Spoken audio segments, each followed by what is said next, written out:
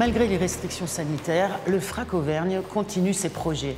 Alors nous, on est venu rencontrer Marc Bauer. Cet artiste suisse, un fusain à la main, a décidé de dessiner sur les murs. Ça me permet d'avoir des accrochages plus précis. Je peux décider au dernier moment de la taille et de la composition. Puis j'aime bien que ça disparaisse. Je pense que les visiteurs, ils savent que ça va disparaître et donc ils ont un autre rapport avec l'image. Directement sur les murs ou en grands panneaux déployés, Marc Bauer retravaille les images d'événements récents ou historiques. Ok. Bon, on continue la suite alors, c'est bon pour toi? Non, c'est vraiment bien. D'accord. Je crois que c'est le rôle d'un artiste de s'emparer d'un certain nombre d'images et de les figer, pour qu'ensuite elles intègrent éventuellement une collection publique ou qu'elles deviennent un livre. Et la collection du FRAC Auvergne, depuis un peu plus d'une quinzaine d'années, a développé un axe qui concerne justement la manière dont les œuvres d'art peuvent se constituer en témoins. Une photo de Kenny Karpov, parue dans Le Parisien en 2018, a inspiré ce dessin.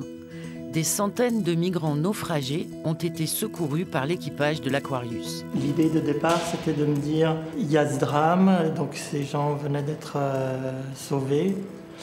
Et je me disais, cette image nous garde à distance et qu'est-ce qui fait que je ne suis pas plus en empathie avec ce drame? Pour combattre cette distance, Marc Bauer utilise les armes du dessin. Les images, malgré tout, ont un pouvoir énorme et que c'est pas parce que maintenant on vit dans des flux constants d'images qu'on est immunisé contre elles. Et je pense que de les redessiner, ça crée aussi, même s'il y a des images qui sont très familières, ça crée une sorte de pause et on les perçoit un peu différemment. Et dans ce tout petit décalage entre l'image originale et le dessin, on peut se re-questionner un peu sur le statut de ces images. Mais Marc Bauer et le FRAC Auvergne collaborent dans l'incertitude. Ces dessins éphémères, quand seront-ils vus? L'exposition a déjà été décalée 2 fois. C'est un pari qu'on fait en espérant que les lieux culturels pourront rouvrir. On ne comprend pas bien non plus, parce qu'il y a une forme d'inéquité dans la manière d'envisager la visite des lieux commerciaux et des lieux qui ne le sont pas. Voilà, on fait le dos rond et on attend. Oh, je faisais juste un petit coucou, parce que bon, on est en train d'installer l'autre partie de l'expo. Ah, ils installent aujourd'hui dans la galerie? Voilà. Okay. Dans ce projet, 2 artistes se côtoient. Les larges formats de Marc Bauer vont rencontrer les gros plans de Jean-Charles Eustache.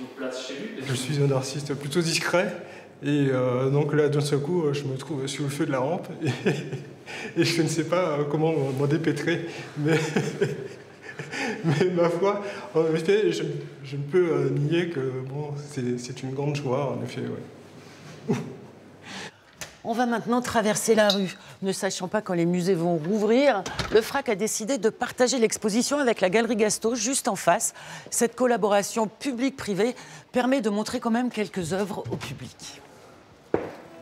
Considérées comme des commerces, les galeries d'art sont ouvertes. Sur les murs, des toiles plus ou moins récentes de Jean-Charles Eustache.